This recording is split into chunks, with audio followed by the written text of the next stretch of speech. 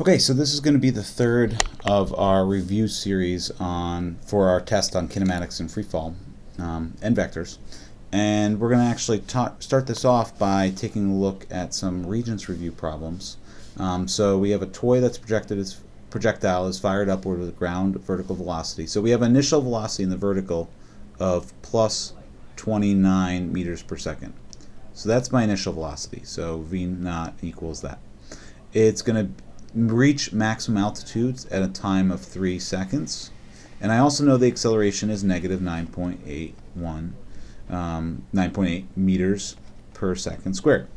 So if I want to figure out the maximum height, my delta x is equal to v naught t plus 1/2 at squared. Now the catch with this is that we have to take our initial velocity and make that positive. So this is plus 29 times 3 plus 1/2 times negative 9.8 times 3 squared. So if you go through and evaluate this, you will reach a height of 44 meters. So you have a positive term that's about, something close to 90, and then you have a negative term that's close to 45, and you subtract the two and you get 45-ish. Now if I want to know the velocity when it hits the ground, well, this is a conceptual question. If it's launched from the ground vertically at positive 29, and velocity being a vector, then it's going to hit the ground at a negative 29. 9.8 is the rate of acceleration, and the velocity at the top, at the highest point, is the 0. The displacement of the projectile from the time it left the ground to the time it returns. Once again, this is a conceptual question. Displacement is a change in position. If it started on the ground and ended at the ground, it's displacement 0. Now, if we're trying to figure out the graph for the projectile, we said it started off at it started off with a positive velocity. Sometime later it stopped. This is velocity, so vector nature, not speed. And so it can have a negative velocity at the end. So choice 1 is our correct answer. And just side note, the slope of this graph is equal to g, the acceleration due to gravity. This would be the correct answer if the question was asking for speed versus time, speed being a scalar, so no negatives. And then this is another conceptual question that comes up again and again on the New York State Regents exam, talking about the acceleration. So as it rises and falls, the thing about its acceleration is that it always remains the same magnitude and same direction. Even when it stops at the top, the acceleration is still 0. Because if you consider what would happen if it had 0 acceleration at the top, when it had 0 velocity, it would just stay there. Alright, so number 6 is some complicated motion. This is speed versus time. Okay, so it's always important to evaluate what quantities you're being graphing. And we're trying to find the displacement of the object during the time of 6 seconds to 8 seconds. So this is very similar to a question you guys had on your quiz.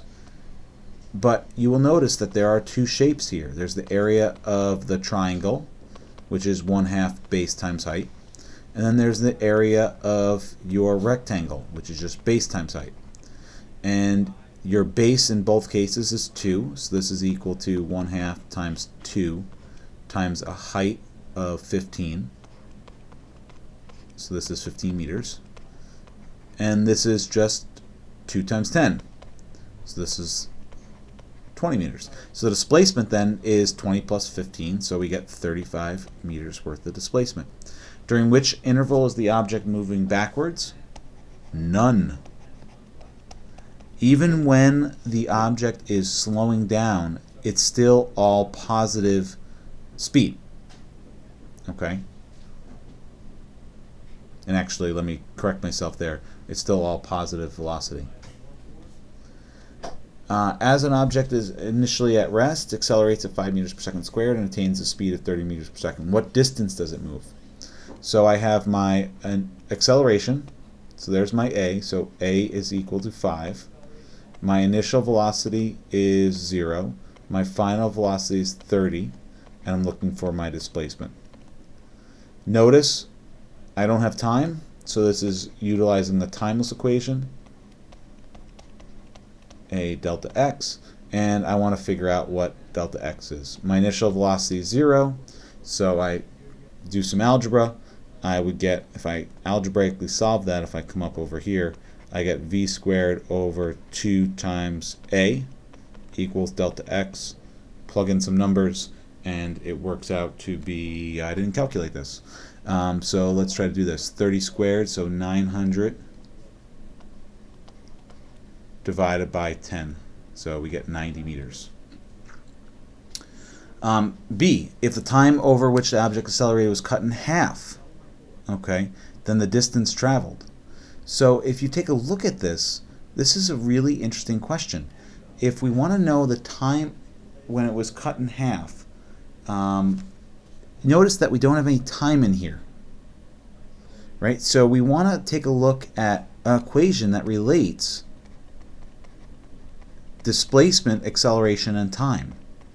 And so you have equation 4, and since the initial velocity is 0, this equation reduces to just 1/2 at squared. Now the acceleration is remaining constant, so I'm cutting the time in half. And so if we look at it in terms of proportions, what we say is that x is related to t squared, and if I put a 1/2 in front of my t and square it, I've really changed this side of the equation not by 1/2 but by 1/2 squared, which is 1/4. So the distance it would travel would go down by a factor of 4. And so notice that, I'm not using this because it didn't have any time in it.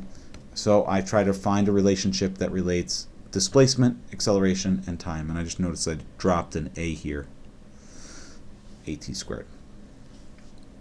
The next one, 8.5, you could have a variety of answers, but the ones I had on the answer sheet, scalars are time, speed, and distance. You could also have things like mass and temperature would also be appropriate. Vectors, you have displacement, velocity, and acceleration.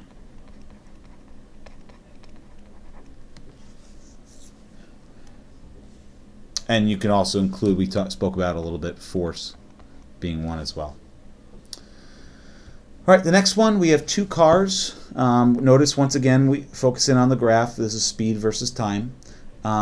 What is the acceleration of car A during the interval between 0 and 60 seconds? So 0 and 60 seconds. The slope represents the acceleration. So it's find the slope, which is just 60 over 60. So it's 1 meter per second per second. How far did car A travel in that time interval? How far is asking for distance. That is area. So we have a triangle, so it's 1/2 base times height. So it's 60 times 60 divided by 2. So we get 1800. And then during which time interval, which car traveled the greatest distance? During the time interval given below, which car traveled the greatest distance? Okay, so now we're just going to have to do a process of elimination. So and we can get a sense for it visually. So car A from 0 to 30 seconds, so that's this area. Forgive my triangle here. Car A from 30 to 60 seconds, so that would be, let me do this in a different color. Let me slide up a little bit. That would be this area. And the whole area, both the rectangle and the triangle. Car B from 0 to 30, which notice that this is equal to this, the green square, and then car B from 30 to 60. So car B from 30 to 60 would be, I'm going to, let's do this in red here. Car B from 30 to 60. And you can actually see that the green total area is the same. So without actually going through and evaluating this, we could just use the graph, since it's done to scale, to say car A from 30 to 60. And you can also reason that since car A from 30 to 60, 30 seconds to 60 seconds, on average, it was going 45 meters per second for 30 seconds. That would travel the greatest distance because it has the greatest average speed. When you're on a boat, when you're walking a boat, what is moving relative to you? Name two things. So relative to you, the Earth is moving. And this is a little strange to think about, but the Earth is spinning. And then the boat is also moving. Boat, not both. Boat.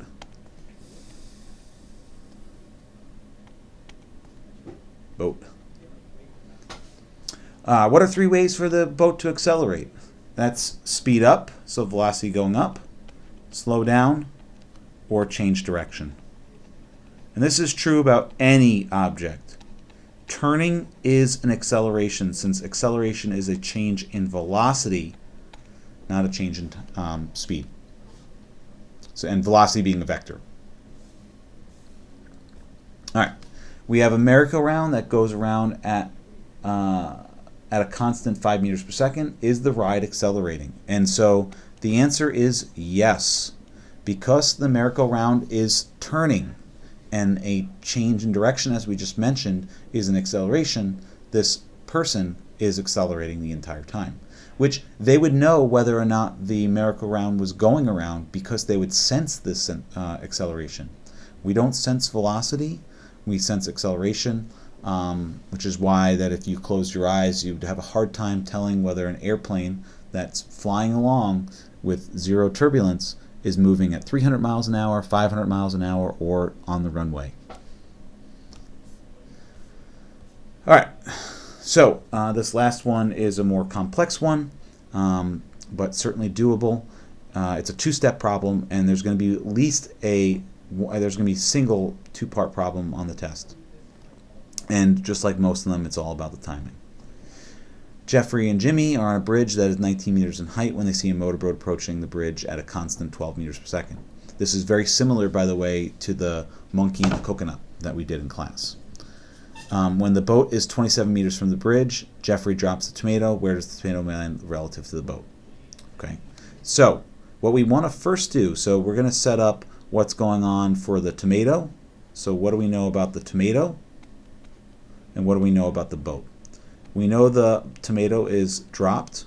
We know it accelerates at 9.81 meters per second squared, 9.8. We know that the bridge, its vertical distance is 19.6 meters. We don't know how long it takes, which we're going to find in a moment. The boat, we know that the initial velocity is 12 meters per second. The boat is 27 meters from the bridge, okay, which we're going to use later on. We know it's not accelerating. And that's it. So what we're going to do is we're going to figure out how long it takes for the tomato to fall. So delta x equals v naught t plus 1/2 at squared. Initial velocity is 0. Do a little algebra, multiply by 2. That gets rid of that. Divide by a. And then square root both sides. So I get the fall time is equal to the square root of 2 times 19.6 divided by negative 9.8. And actually, since the displacement's negative, this is also negative, so we get a positive time. So I get 2 seconds. Okay, so it takes 2 seconds to fall. So now that's for the tomato. So the boat has 2 seconds to move. So delta x is equal to v naught t plus 1/2 at squared. The acceleration of the boat is 0. So this is 12 meters per second times 2 seconds. So you can see that the boat moves 24 meters. Okay, and so we want to know, where does the tomato land relative to the boat? Okay, and since the tomato will land the boat was originally 27 meters from the bridge. The boat traveled 24 meters, so it's going to land 3 meters in front of the boat. And that's our answer. All right, so the last one is just a nice conceptual problem. The math is easy. If a cat goes from 8 meters per second to 2 in 3 seconds, what's the cat's average speed? Okay, average would be 8 plus 2 divided by 2, so 5. Change in speed would be the final minus the initial. So final is 2, initial is 8, so the change is minus 6. And then if we take the change in velocity and divide it by the time, its acceleration would be minus 2 meters per second squared. And so here's a kind of screenshot. Actually, here, I'm going to post this as a PDF document at the beginning of the solution page. So I hope this was all useful. If you have any questions, I can certainly address them either in a review setting or one-on-one in preparation for the exam. All right, thanks for listening. Have a good night and happy physics. Bye.